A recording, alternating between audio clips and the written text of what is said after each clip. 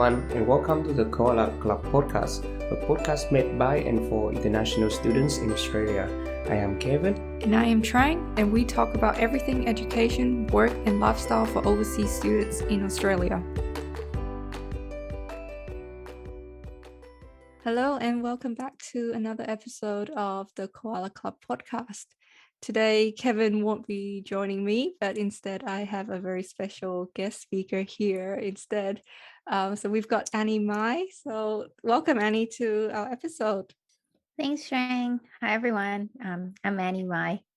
Well, I say this every episode that I'm excited about this episode, but today I'm especially more excited because Annie is going to talk to us about her experience studying the Bachelor of Commerce Accounting at University of Sydney and her career paths stemming from that.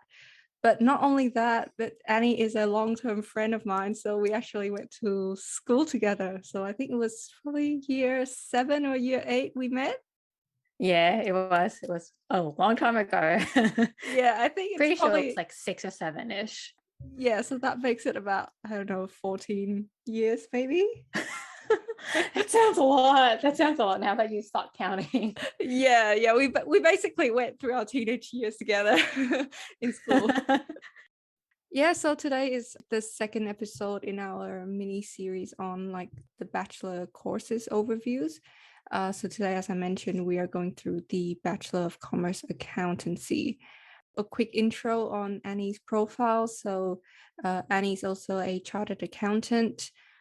During her uni days, she was a board member and event organizer at the Vietnamese Dynamic Students Group in New South Wales. And she was also a president and board member of the Vietnamese International Students at the University of Sydney. In addition to that, she did her accounting internship at the University of Sydney as well. And upon graduating, Annie started her career as an audit associate and then moving on to a senior associate and then a digital accelerator at PwC, which I'm sure Annie will tell us a lot more about later. And most recently, currently, Annie is working at a Macquarie Group as an executive at IBOR transition program. So I'm sure we'll hear more about it later because I'm very curious to know what you do. Yeah, so I guess to start off, maybe start from the beginning. So what led you to pick this route, so the Bachelor of Commerce Accounting as your course? Okay, hi everyone. Let me reintroduce myself. So my name is Annie. I'm currently a data analyst at Macquarie Group, and hopefully I have So I started out as an international student. So hopefully the story that I'm about to tell you today will help you with, determining your next coming career and your future endeavors as well. So the reason why I chose the Bachelor of Commerce was actually it was really right, and it was just natural for me, I guess. So from my point of view, almost everything kind of evolves around the business world. So for example, if you have a coffee shop on the side of the road, right, that is a business itself.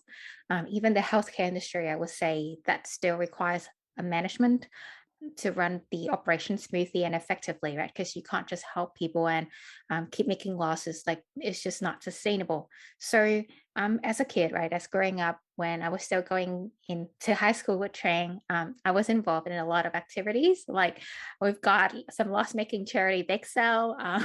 And then, of course, I finished on a high note with a school art auctions, right? On another note is that I love numbers and I love to understand how things came about and how things originate.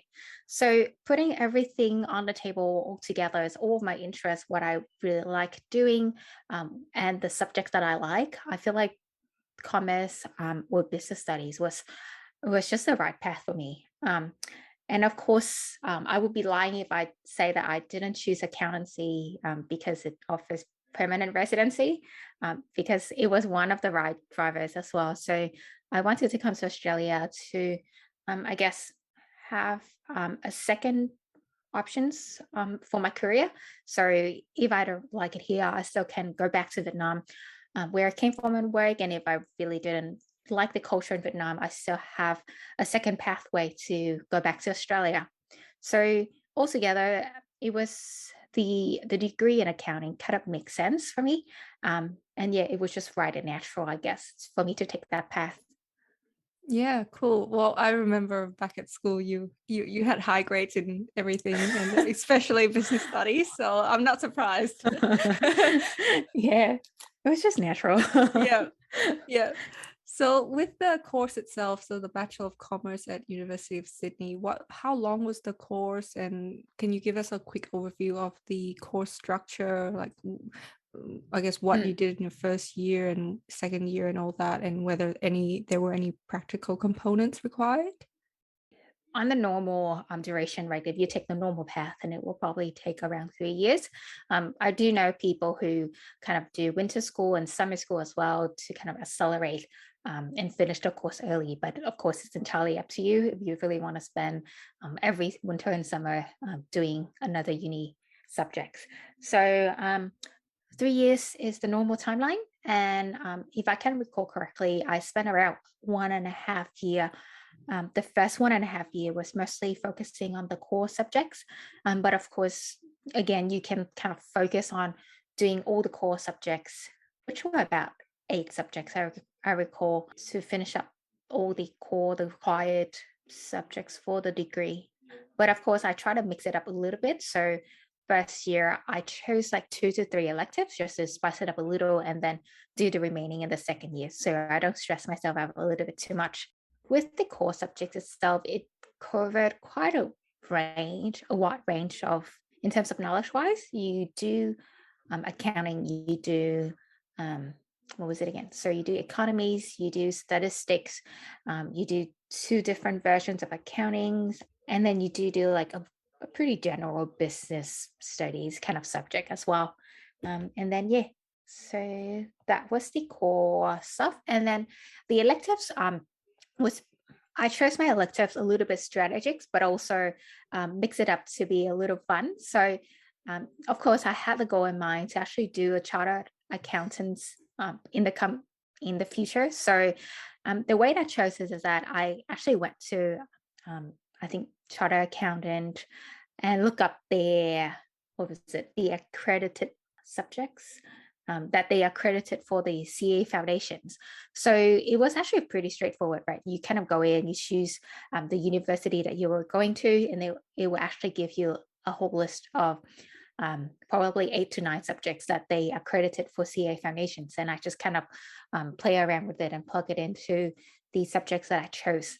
And then the rest, I remember I had like 3 electives left to finish my degree, and I chose marketing, which was completely out of the normal accounting side. Rather than doing finance courses, I chose accounting. I chose marketing. Of course, I love numbers, but doing a little bit too much numbers can be a little bit bored. So yeah, marketing kind of spice things up, where you have to do a lot of teamwork, and you'd have to give a lot of presentations, and you get to be creative as well. So yeah, I chose marketing as my kind of relaxed, meditated area. Yeah, I think it's a very, the Bachelor of Commerce, the structure, I think it's very similar. Doesn't matter which uni you go to, because I remember because I did the Bachelor of Commerce accounting, and I think the first year we did like the core subjects as you mentioned. So we did like marketing and ethics and other stuff, management and all that. And then in the second year, then you like start to do all the accounting related subjects. So I guess for our listeners, that's handy to know, because then you can always change your major in year 2, right? Like if you picked accounting, but then you realize maybe marketing's for you, then you can still not a U-turn, but you can take the exit and then choose another major. So yeah, that's why I whenever anyone talks about the Bachelor of Commerce, I say, well, it's quite flexible. You don't really have to pick from the beginning, which is good. Yeah. Yes. And were there any internships required as part of your course? It wasn't required.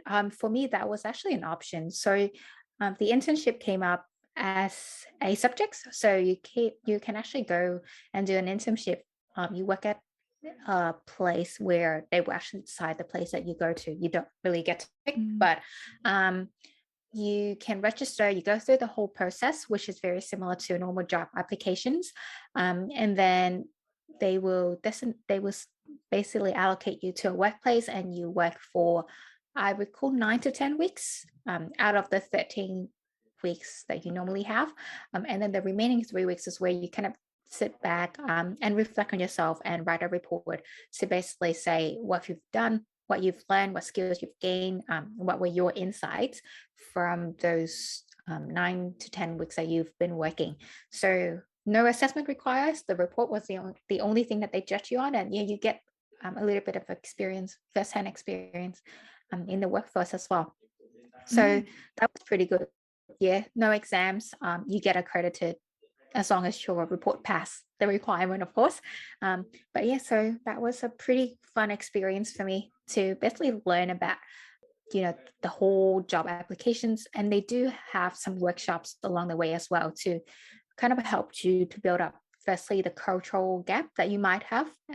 For example, for us especially, right, like coming from a completely different culture, I found that particularly helpful. They show you the postures to be more confident, for example, when you go to interviews or when you speak to someone at work, those kind of stuff, which I still used nowadays when I go to work and whenever I have important meetings. Those are particularly handy tips, I have to say. Oh wow, that's really definitely really useful that they sort of train you on that side of things. So yeah, we touched on your internship experience. So you did it at University of Sydney as well, right? It was a department there that you did your internship at?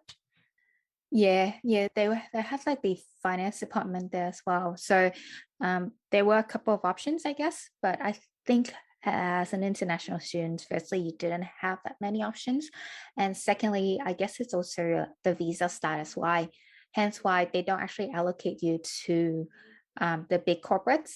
So hopefully now that things have actually got a lot better, that if you were an international student, you can get allocated to bigger accountant firms. But when I was back then, which was like 6 or 7 years ago, international students didn't have that many options. So you kind of stay with the small and cozy business.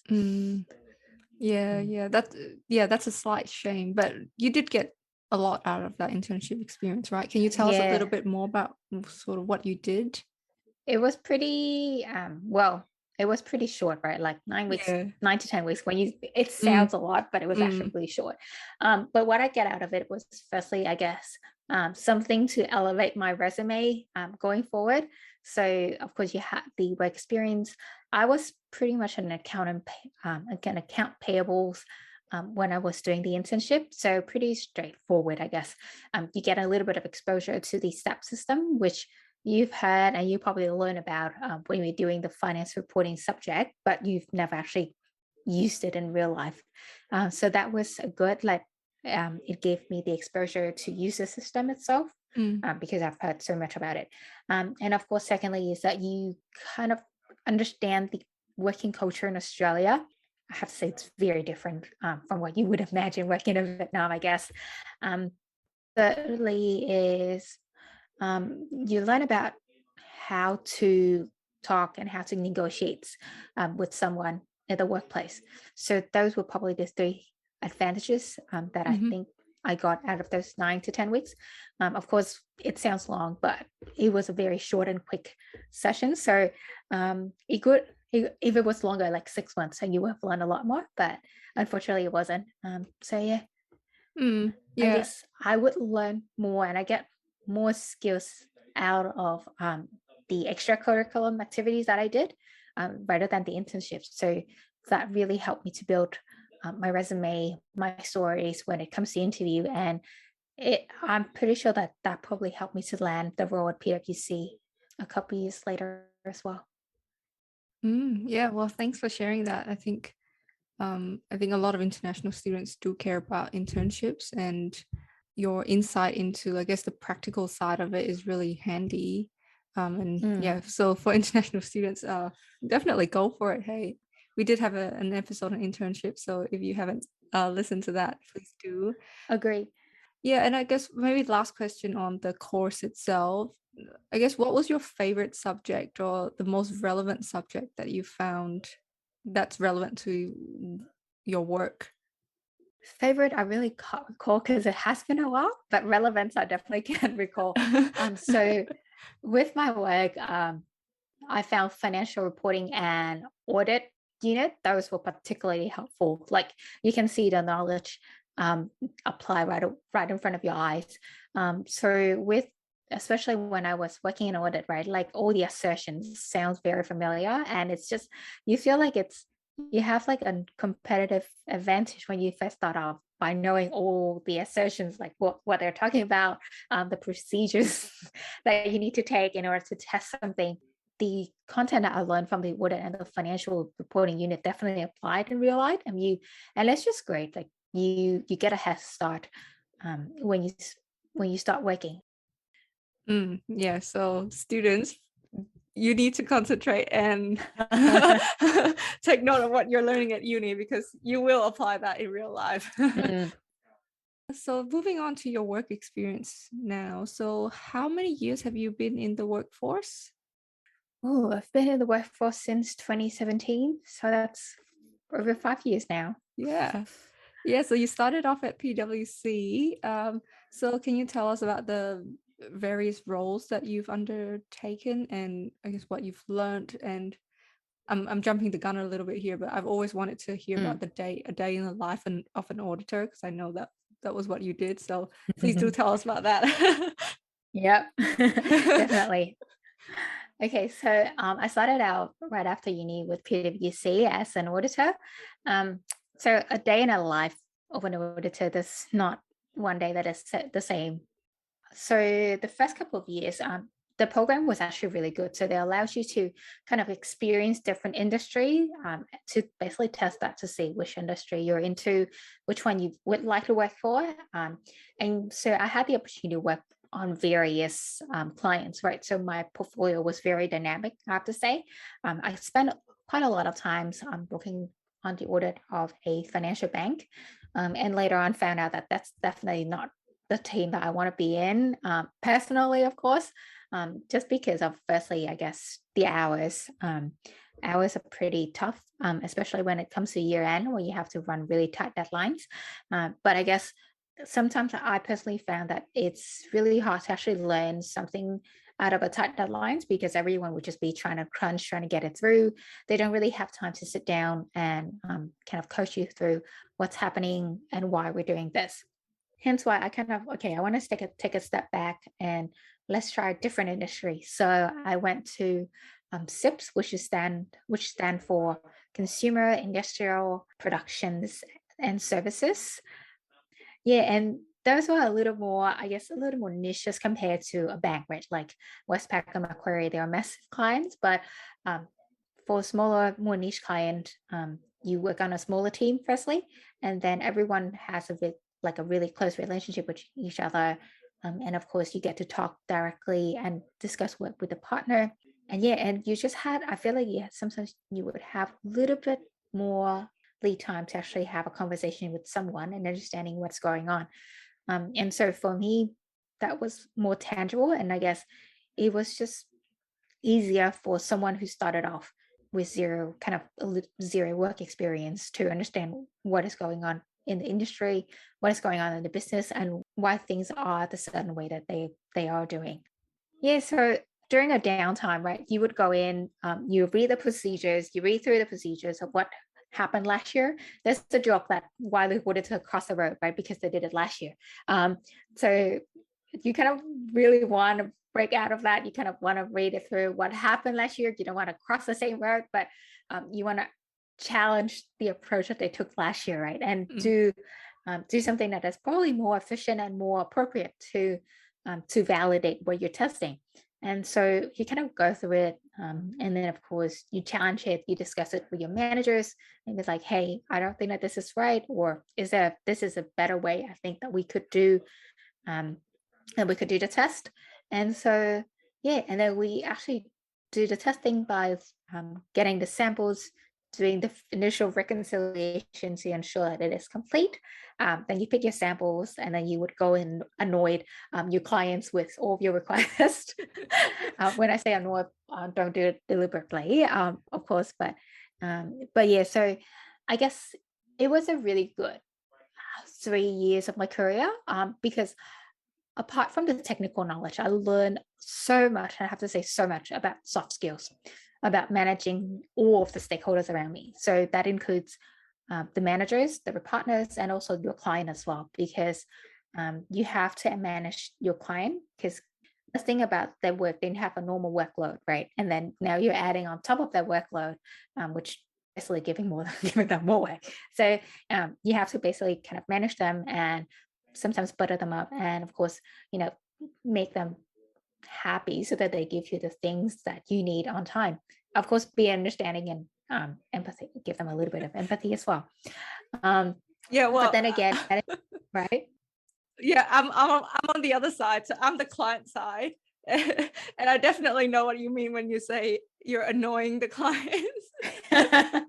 Because so many questions, but I guess that's your role, like that's your job. You need to be assured that everything is complete and accurate and all that, and I guess it's our job as on the client side to like satisfy that. And I think the relationship between the client and the auditor is like a love-hate relationship, because you sort of want to be on the same side, but you're not really on the same side.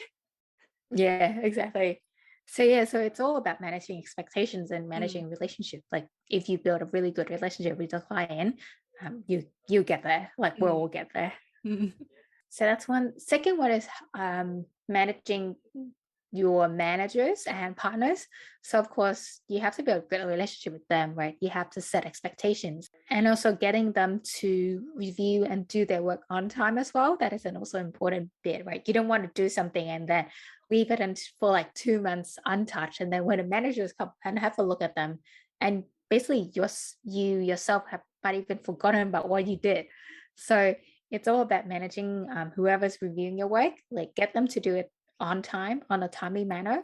And then of course that will save a lot of troubles of you revisiting and redoing the work in the future as well. Yeah. And so then you got promoted into a senior associate role, and then I assume that means that you manage more staff, and that's more stakeholders for you, right? Yep, you manage those above you, those below you. You manage your clients as well. So that was being a senior is definitely a lot more work. So you have to set aside some time to actually coach your juniors as well. So now it's like you have your work to do, you have someone to report to, and now you have to coach someone through that as well. And of course, maybe you even have to review what the junior did as well.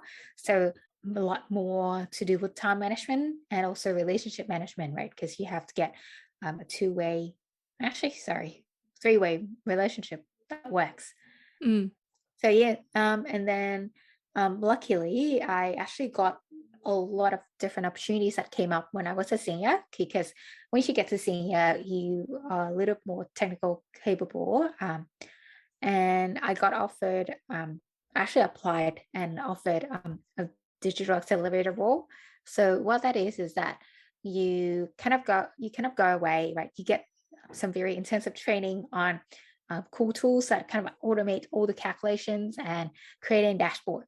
So that is, for example, Alteryx and Power BI. And of course, if you go a little more advanced, you get to learn about how AI and robotic works. But for me, it kind of mostly, I spent a lot of time with Alteryx and Power BI, because those two were the two things that were really easy to learn and also easy to apply. And once you kind of master your skills in Alteryx and Power BI, then you go back and you go to the audit teams that need help, and then you kind of coach them and build like a report or a workflow for them to use. So I knew that, for example, lease accounting, that changed just like IFRS 3 or 4 years ago, right? Yep, IFRS 16. So the whole recalculation wasn't that Uh-huh. fun. Mhm. So of course, Alteryx kind of help a lot of teams. I know that some kind of save like a week worth of work or two Wow. weeks worth of work if you can actually automate the calculations. And yeah, so that really helped with the whole audit procedures. It saves so much time um, with the team, and it's you were able to save up some time here to actually concentrate and do more important stuff, right? And Mm. also giving yourself some downtime as well. Yeah, so in that role, you're sort of servicing your colleagues, right, rather than clients. Yeah, so it was a lot more towards the colleagues because, of course, in order to service your clients, you kind of Mm. have to go through independent pathway, and it's a little more complicated. So it was mostly focusing on servicing our colleagues. But I did have an opportunity to work with the data assurance team. So they do a lot of reporting for the clients. So that's a completely different stream. That's not audit. And yeah, that's the business that can actually help out the clients to build like a workflow or a report. Right, right. Okay, so I guess what I take from your story about working at PwC and then starting off as an auditor is that you get such a good insight into different industries, and then you sort of know what industry you want to head towards or what you want to avoid, and you learn about so many like businesses and the way they work, and you know it inside out. So I think that's a very common path that a lot of, I guess, accounting graduates take, is they go into public practice. So go into a public practice firm like PwC or one of the big four, and then they jump out into commercial, which is what you've done. So your next role and where you're at now is you're at Macquarie Group. So can you please tell us about what your role there is like? And I guess what the difference is now versus back then at PwC. Massive difference, I have to say. Firstly, okay, so let me start off with what I'm doing at the moment. So I am doing two roles at Macquarie at the moment. First one is focusing on the IBOR transitions. So if anyone is familiar with the financial market, so you would have heard of the rate LIBOR. So that is the underlying rate that determines your interest rate. Yep. So during the GFC, I believe 2008, what happened was that banks were actually manipulating the LIBOR rates. Hence, you have the financial crisis. And so what they have decided to do 2-3 years ago was that they're going to scrap LIBOR rate, and instead they're going to have a rate called alternative reference rate. This is determined. No, I don't think I should be saying this. Might be saying it wrong. So, so I'm not a technical person. So, okay, let's stick with alternative reference rate. Yeah. Okay. So it is short for ARR. It is actually not determined by the bank, but determined by the transactions that happen overnight. So basically, a lot of products, right, they are referencing LIBOR rate will actually need to change. They will need to change to ARR, and of course, there's a lot of risk that associating with changing such a key metric within the contract itself. So what I do on a pretty much a monthly basis is that I do checks to see what contracts are actually outstanding, why are they outstanding, and what kind of remediations does the business have in place for those contracts. And then, of course, I also checked on the compliance side that they shouldn't be entering into any new contract using the old rates because, of course, we're going to have compliance issues going forward. And so that's what I do on a monthly basis, doing like reports to ASIC, APRA, and also to internal management use as well. And how I landed that role was basically because I had these skills with Alteryx and Power BI. And so they needed someone to be able to operate the tools. And going through the job description, I took every single box that they needed. So hence why I was able to land a role in the investment bank, which I kind of dodged the financial service industry a while ago when I was doing audit. But that came around. But I was doing something else, not financial statement. Yeah, it does seem very well non-traditional, like your role, right? It's not what you think when you think of an accounting graduate or a finance graduate, but it's definitely a bit out of the box. But that makes that's why the accounting major is so endless. Like this, it's unlimited, Yeah. all the possibilities you can take with your career. And I loved hearing about like your career and how you jumped from different roles and doing different things that you wouldn't really expect a traditional accountant to do, which is I guess that's why there's talk about like how the whole industry is changing and how there won't be any more like traditional accounting roles, and how like machine learning and AI and that can take over all those traditional roles, and for us to advance into newer roles like what you're doing now. Yeah. So to me, right, accountancy kind of, it was a really good foundations because it helped me to get into the role with PwC, right? And my years experience at PwC, it was a really good stepping stone for me Mm, because there was so many different aspects of accounting works there, right? You have you can do like audit, you can do financial advisory, or you can help clients with complex transactions. There are so many different aspects of rather than traditional accounting. Normally, people think of accounting and people kind of think of bookkeeping, right? Which is, of mm, course, it's a pretty relaxed and mundane job, but there are so many different aspects that I had at PwC, and of course, you kind of go in, of course, keep an open mind and explore all the possibilities that the firm had to offer. mm. Yeah. So obviously I can imagine the process of applying into PwC and Macquarie were quite lengthy and competitive, because I guess they're Mm, the big names. Everyone wants to get into those yeah, businesses. So do you have any tips for job seekers wanting to apply into these big companies? of course. Probably to go into details, that will probably take another a different sessions. But my my tips, I guess, is to build your resume, right? Don't lie on your resume because people do go in and people try to detect whether you're lying about it or not.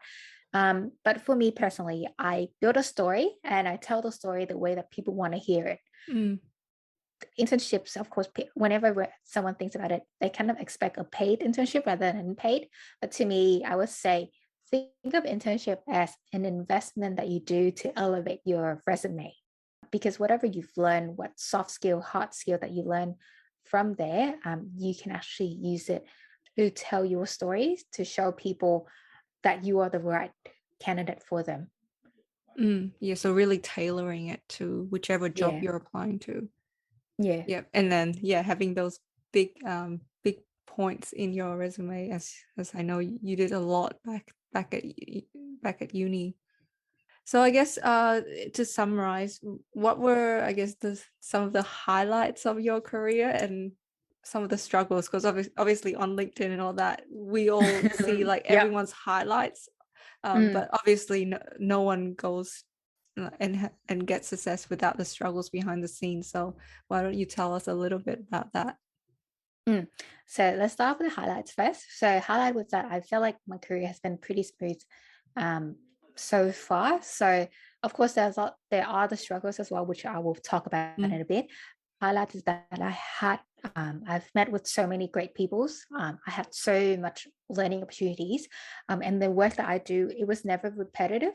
So it was always very dynamic. Whenever I found that it begins to get repetitive, I raise my voice right away and I'd be like, hey, this is something that I want to try out. And people were very encouraging, very open, with actually offering you with new opportunities and new learning opportunities. So that was actually, I guess, the biggest highlight. And mm-hmm. I've learned so much in terms of technical and soft skill coming out of, a simple traditional accounting job. With struggles, right? There's definitely a lot. I guess the first one I would mention is about the cultural aspects. So, you as a Asian, growing up in an Asian family, I guess, you're always taught to be work hard and stay humble, Mm, but that's not, that's not always a correct mindset to be in, I guess. So initially, when I started out, I was asked to write a self-assessment of my first 6 months. And the feedback that I get from my manager was that this is too humble. Like you can't be that humble. And I guess the fact that we're Asian is one. The second one is that we're women is two. Yep. Those two combined make us like double conservative. Yeah. Agree. So so those two just kind of make it extra competitive, right? And the tips that I get from my manager, he gave me that feedback, was that think and write like a white dude. Like that's literally what she said, right? And I took that. I always recall that phrase every time I write a self-assessment now. I'll be like, okay, gotta think and write like a white dude. Because I feel like we've always underestimated the work that we do, the effort that we put in. And of course, a lot of the times you might think that things that you do are so minimal, so tiny in impact. But in fact, when you write about it, people really highly regard the work that you've done, the effort that you've put in. So that's something that I've learned, and that is my biggest takeaway so far. I have to say that you need to learn to speak up to the work that you've done, to the effort that you've put in. And then, of course, second challenge is, I guess, managing expectations. And of course, from an Asian cultures, I guess, you always have to say yes, especially when your boss asks you to do something, right? Which you then end up overworking yourself, which is not good. Now that what I've learned is that actually you can manage all of that. What you can do is actually tell them, okay, this is my work plan at the moment. And these are my commitments so far. Like these are non-negotiables. Can we come up with a plan to tackle it? Or should I prioritize the work that you're saying now and do the tasks that I have on my list later on? So that is something that I start to learn to kind of negotiate this, the workload, so that you don't end up overworking yourself, you don't commit it too much. And then, of course, letting everyone around you down. Yeah. No, thank you for sharing that. I think I definitely that was helpful for me too, to take away some of what you've said. So I guess the last question, where do you see yourself in 5 years? Oh wow, that's This is like typical something interview question. I know. I was like, oh, this is like an interview. Yeah. But I honestly, I don't know yet. I am still, trying out all the opportunities that are given to me at the moment. Of course, I would like to progress my career, become managers in the next coming years. But of course, in which field, I'm still trying it out. I'm still learning. Right now, I am trying to recycle my data skills, but also learning more about the financial products that Macquarie Group had. And of course, maybe next year when you speak to me again, I won't be doing this role, the same role. I'll be doing something else. So I'm still trying out, still trying to figure out what I really like, what I really enjoy. I kind of found a piece of it, which is I really enjoy doing data analytics and doing the work around Alteryx and Power BI. But exactly what I'll be doing, I'm still trying to figure it out. So saying yes to all learning opportunities that you have. You never know, right? Like you always there's always something around the corner that you can take. For sure. And yeah, I do hope you're doing something different in a year's time, because we'd love to interview you again and hear about what you've done in the past year, and hopefully in 5 years' time. Yeah.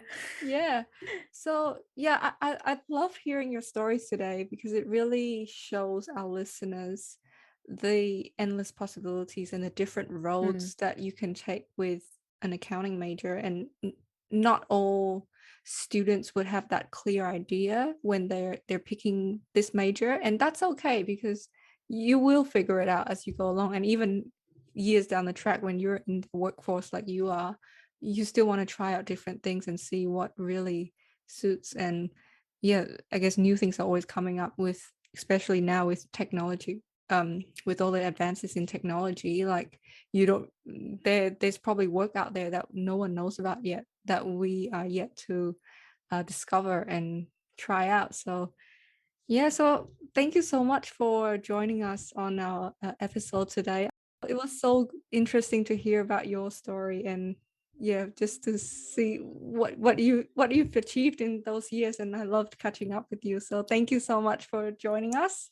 Thanks, Trang, for giving me this opportunity. It was my pleasure to actually share my story with all the listeners, and hopefully, listeners out there, you guys can have some takeaways from all my experience, the struggle that I had, and also the highlights that I had, and hopefully it will help you with your career and all your future endeavors. Great, thank you. I'm sure they did. All right, thanks guys for listening. And if you've enjoyed this episode, please do tell your friends about it. And if you haven't already followed us on Instagram or Facebook, please do at the Koala Cup Podcast. Thank you.